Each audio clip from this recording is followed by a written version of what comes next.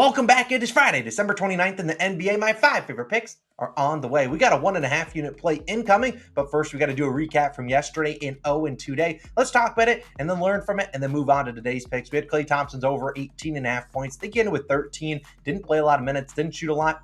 I don't really know what the heck the Warriors are doing. Their offense looks out of funk. I won't be touching any of their props for a couple weeks, at least until they figure things out. Also had Terry Rozier and Miles Bridges score 20-plus points as a same-game parlay.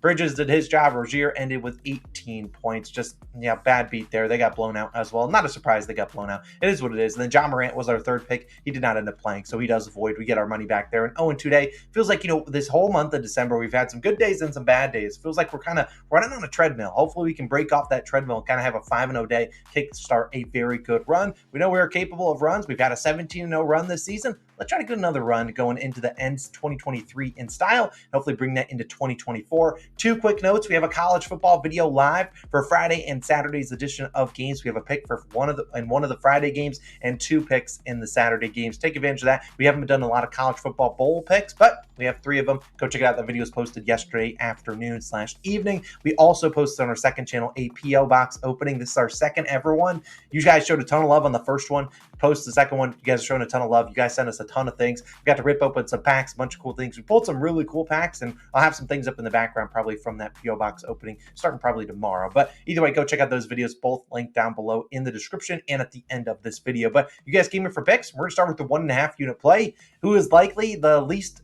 You probably would not expect me to put 1.5 units on this guy or even expect me to bet on this guy in general, because this is Kevin Huerter of the Sacramento Kings over 8.5 points, -125 on BetMGM. Now, this line was available on a bunch of different books at 8.5. However, when I post the picks early to the DubClub, which if you want to get the DubClub early, get all our picks early, click the link in the description. It's only $5.99 a month. I imagine this moves up to 9.5, which I don't love 9.5 for 1.5 units. Still like it for a 1 unit play, but I think obviously 8.5 is a little bit safer for a guy like Kevin Huerter who shoots a lot of threes. He could hit 3 threes, score 9 points, and then peace out. But I do think that he can get 10 points. And honestly, this is my favorite bet of the day. I would have made this a 2 unit play, but something feels wrong about losing 2 units on Kevin Huerter. Although, I think he has a really good spot tonight.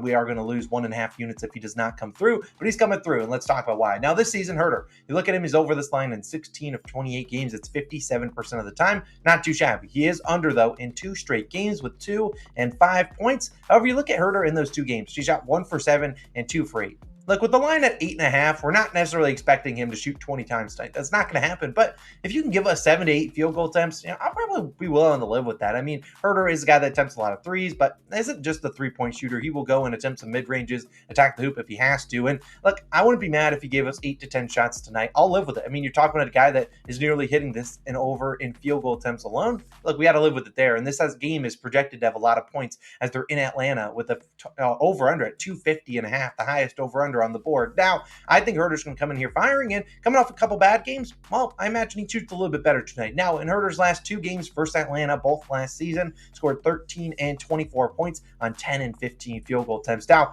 he was pretty aggressive against them. Why? Well, because they traded him away in 2022. Huerter obviously started his season, his NBA career with 4 consecutive seasons in Atlanta before they dealt him away. This is his 2nd season in Sacramento. So this game means a lot more to Kevin Huerter than it does his teammates. And while, sometimes, that might not be the biggest difference, also could be that, hey, maybe we're going to start out running some plays for Huerter. Also, when Kevin Huerter's clicking, this offense is a lot better. When he's not clicking, it's normally just the Fox and Sabonis show, and it doesn't have any fluidity to it. So I think they're going to try to get Kevin Huerter going in this first quarter. And even if he does not put up a single point in the first half, he always comes out in the third half and can have those, 10-point quarters. Certainly capable of that as well. I mean, heck, we're talking about a line at 8.5 for a guy. It's not like he needs to score, a ton of points in the first half or we're screwed. He can score 9 points in any quarter. But Huerter this season is averaging 10.6 points per game. So this line is 2 points below his average. And this is a pace-up spot for him and a perfect matchup for him, because this season, the Hawks allowing the most points per game and 6th most three-pointers to shooting guards this season. We know what the Hawks love to do. They love to double the point guard, the guy with the ball in his hands. That probably leads to Fox kicking it to Sabonis, and they probably sag in on coming on Sabonis, and he can kick it out to Huerter for some 3-pointers. I really think Kevin has a great opportunity, great matchup tonight. That's why he's my best bet of the day. 1.5 units on Kevin Huerter over 8.5 points. Red Velvet, Counting on you, man. We need 9 points. Go score 10. Go score 15. I don't care what you do. We'll take his over 8.5 points for 1.5 units. Now, my other 4 picks are going to be 1 unit plays, but I love them all. And we're going to start with this first guy. Technically second pick, but first guy. He's going to be on the thumbnail. Hopefully he plays tonight. Donovan Mitchell over 29.5 points, minus 120 on BetMGM. Now, I would play this for 1 unit at 30.5. When you're going up, marginally from a 29.5 to 30.5, it's not a huge, marginal difference. So I'm fine with taking it there. And I really think Mitchell's going to play today. Now, just like John Morant yesterday, Donovan Mitchell, same exact boat. He's coming into this game with an illness. He's questionable. If he doesn't play, whatever, we get our money back. But I imagine he plays. I mean, he's missed 4 straight games.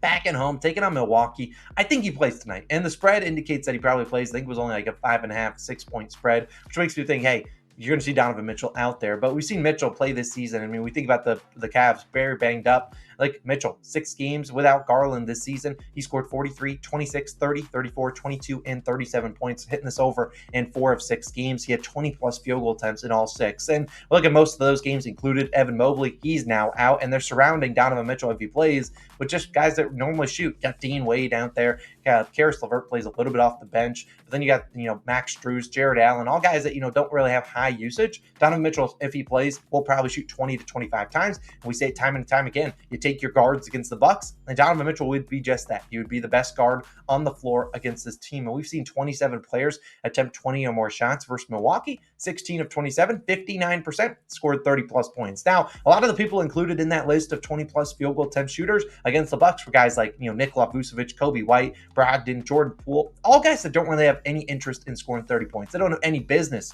flirting with 30-plus points. But a guy like Donovan Mitchell, that's basically what he averages. I just think this is a great spot to back him. We know it can get to the free throw line. Let's just hope he plays, honestly. I really think he plays tonight. He's been out with the illness the last few games. I think he's back tonight. But we'll see if he doesn't play, whatever. We'll move to the next pick. But I really like Donovan Mitchell's matchup tonight. Guards against the Bucks.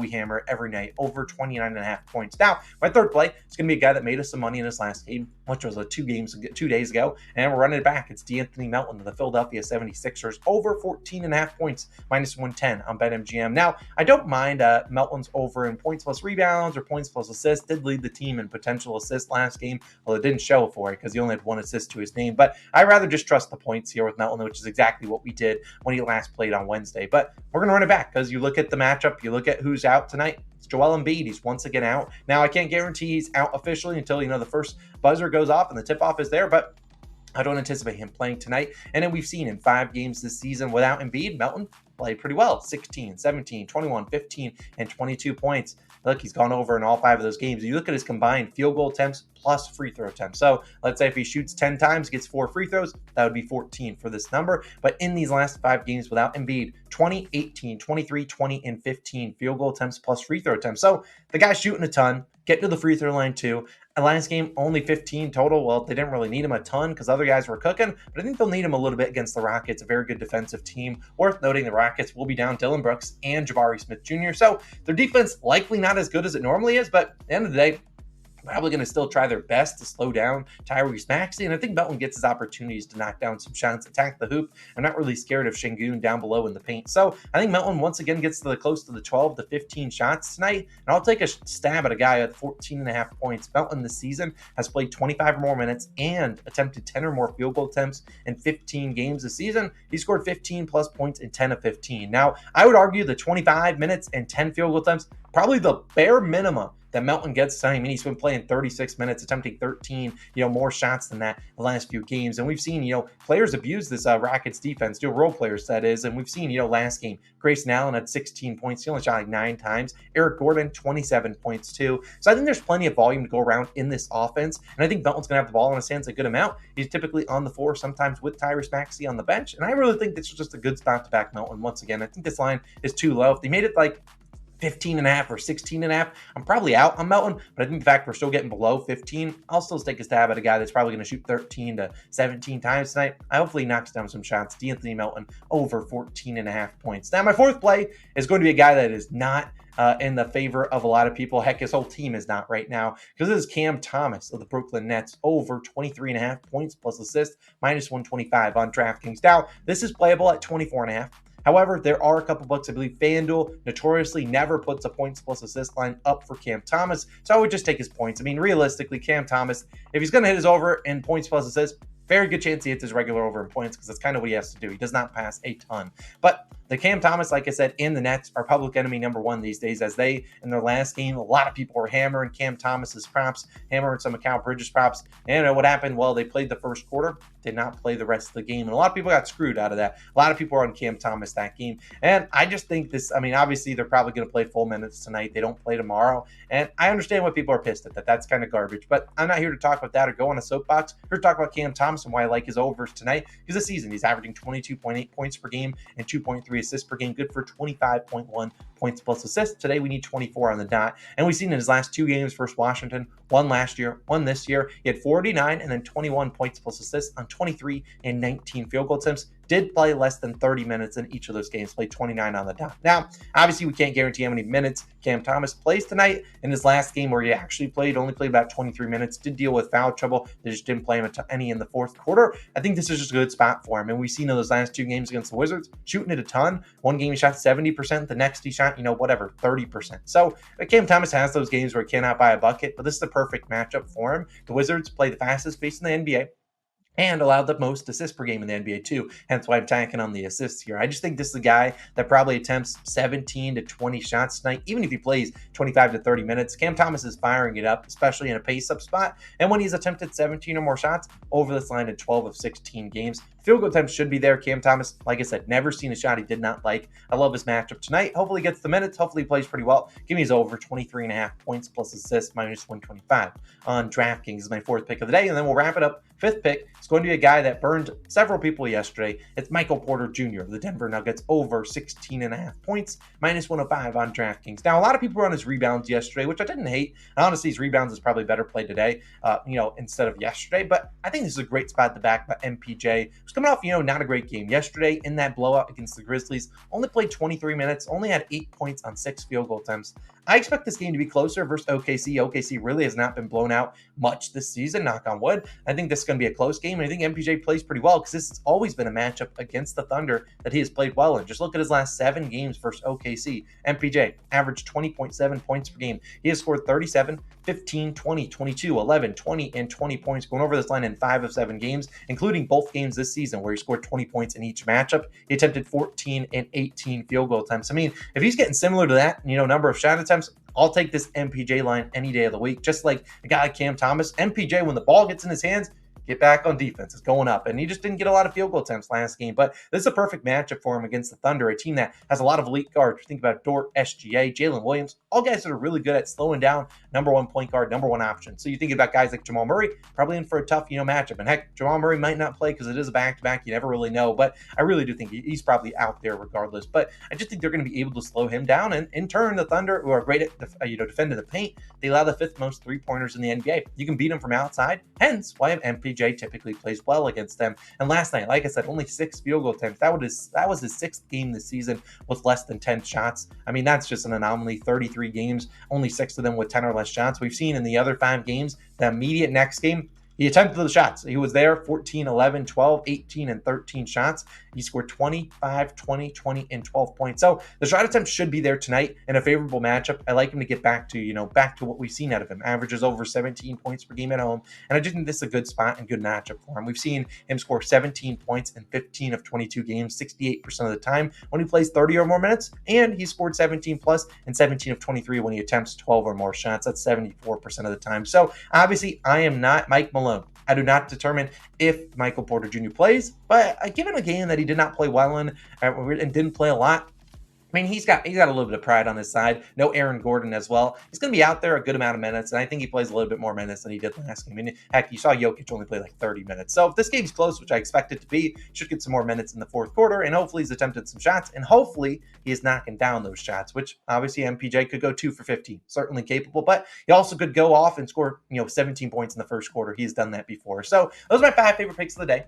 MPJ, we're riding with his over 16.5 points. Cam Thomas is over in points plus assists. D'Anthony Melton's over in points. We got Donovan Mitchell's over in points, and then 1.5 unit play, Kevin Huerter over 8.5 points. Those are my 5 picks of the day. Let me know your favorite picks down below. A reminder, college football video linked on the screen. I'll put it right here. We'll have that P.O. box opening on the second channel right here. Go check out the video. Go show them some love. You guys have been showing a ton of love on the second channel videos. Won't have a second channel video probably for a few weeks, but we're going to some games at the beginning of the new year, so stay tuned for that. It's Austin. I'm signing out. I'll see you guys in the next one. Let's have a 5-0 day. Bring out the brooms. I'll see you guys tomorrow morning. Also, later on tonight, we will have a Lions and Cowboys video probably posted later this afternoon, so stay tuned for that. NFL, we got absolutely wrecked last night. Not wrecked in terms of, we were taking behind the shed. We had that Brownlee pick, and then we had that Jerome Ford, which I don't even want to talk about. We'll talk about that in that NFL video. It's Austin signing out. Have a great Friday. Peace.